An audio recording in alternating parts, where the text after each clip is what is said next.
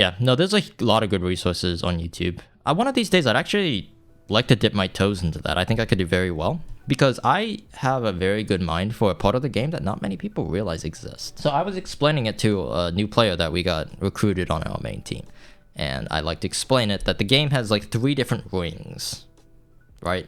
3 different depths of the game. And every skill in the game falls under one of those umbrellas. So there's these 3 big umbrellas that everyone needs to kind of understand when you're playing Val. Inside of here, you have aim, raw mechanical skill, solo, utility, basic game sense. That all falls under this small umbrella. This is you. Everything that you have power to control as a single person. That falls under the first umbrella. The second umbrella involves things like trading, understanding numbers, utility, and then squatting. That falls under the second umbrella. You could think of the first one as everything that you could do by yourself. The second ring that you could think of is everything that you could do with a teammate, with a squad, with a pair of 1, 2 or 3, like a squad of 2 or 3.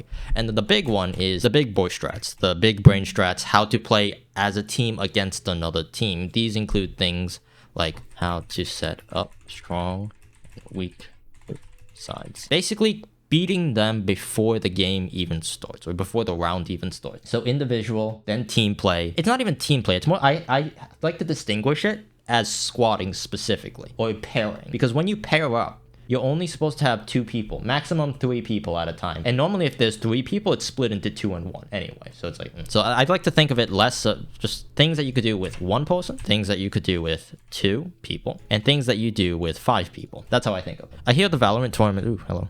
I hear the Valorant tournaments talk about it, gaining space all the time, but I don't know if the players think that way. You're supposed to. As an IGL and as a coach, you're supposed to think that way. As a player, you're supposed to think that way. Yeah, no, space is very important because what a lot of people don't understand in this game is there's actually 4 different kinds of currency. I call it currency in the game. The 4 kinds of currency that you're playing with, manpower. You're playing with manpower. First things first, that's your first form of currency. Second is space.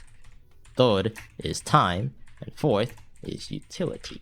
You are always going to be trading one for the other. So for instance, if you throw a flash and then you kill someone, you're trading utility for manpower. And then you eventually are supposed to be smart enough to trade these 4 pieces of currency to do your objective, which oftentimes is either defusing or planting the bomb. Sometimes there's smaller objectives where it's like taking certain pieces of map control, but for the most part, you are trading one of these 4 pieces of utility to complete your objective. Another example, you could sacrifice yourself for using up the other team's utility. You could do that. Oftentimes it's not a good idea, but there's a few situations where that's worth it. The way I like to think of it is I think of this game very similar to chess. Each player is a queen, the strongest piece on the board. Utility are like pawns, rooks, knights, you know. And depending on the situation, sometimes a knight is better, sometimes a rook is better, sometimes a bishop is better. But you do not want to be sacrificing normally. You don't want to be sacrificing a rook for a queen. That's a bad trade. In chess terminology, sacrificing a bishop, let's say, and you get their queen, that is a huge tactical advantage. That's how it is in Val. There's times to give up your queen, but you shouldn't be giving it up for anything less than